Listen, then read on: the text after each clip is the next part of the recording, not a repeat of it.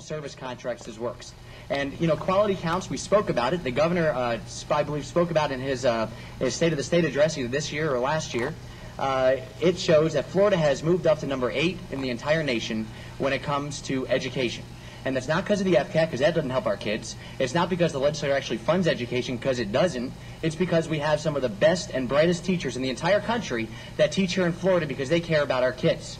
And it shows here that the teaching profession is number 4 nationally out of 50 states. And again, and I believe that professional service contracts are a good portion of that. Right now, we don't pay our teachers well. Our teachers are some of the lowest paid in the entire nation. If you take away their professional service contracts, how are you going to inspire some of the best and youngest and brightest kids from going into the profession? They're not going to. They're going to go to another state or they're going to go into another profession. And the people that really suffer when that happens are our kids.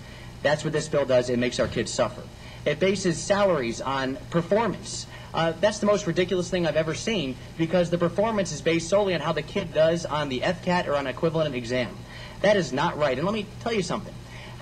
If a teacher knows that her salary is going to be based on the FCAT or an equivalent exam based on how a kid does that, and a teacher, like everybody else, has to put food in their tables, has to feed their families, put gas in their cars, they have to make ends meet, how can we inspire some of our best and our brightest teachers to go teach children with disabilities?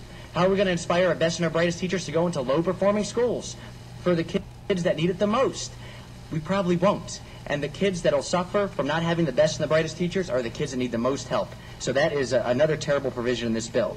The National Board Certified Teacher Program, a great program that so many of our teachers utilize, that they've become certified to get better. They rely on the 8,000, now it's going to be 7,000, I guess, that they get every single year. This takes it away for teachers who become nationally board certified after July. We need to inspire teachers to become nationally board certified to better themselves, and this bill takes that away. It doesn't allow advanced degrees when it comes to setting a salary schedule. I mean, for crying out loud, and that's a legal term. It is. For crying out loud. I believe that if a teacher wants to go get a master's or a doctorate, then the school board should be able to take that into consideration when they determine how much they're going to pay them. It only makes sense. We tell our kids we want them to go as far as possible. What is this going to say to the kids when the legislature is telling our teachers, don't go as far as possible? We don't want you to get doctorates and masters. That doesn't make any sense. That's the most backward thing I've ever heard.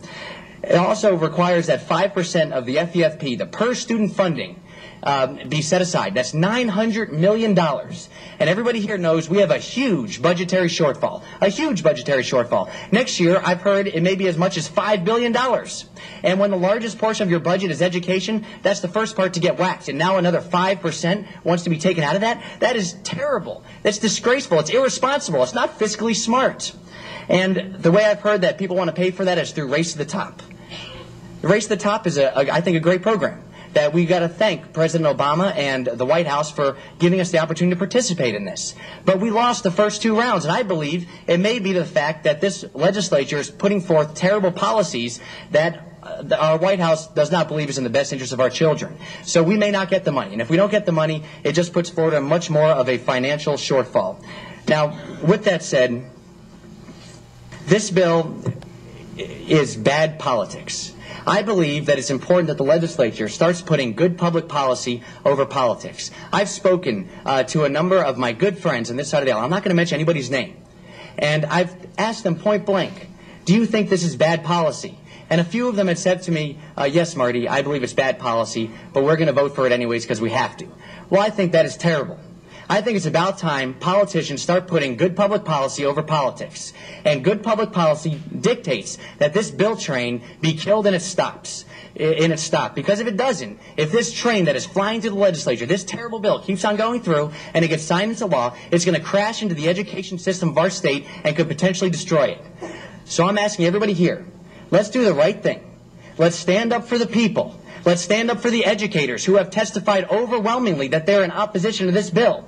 Let's stand up for our kids and vote no on this terrible, disgraceful piece of legislation that will set us back many decades if it passes. Thank you.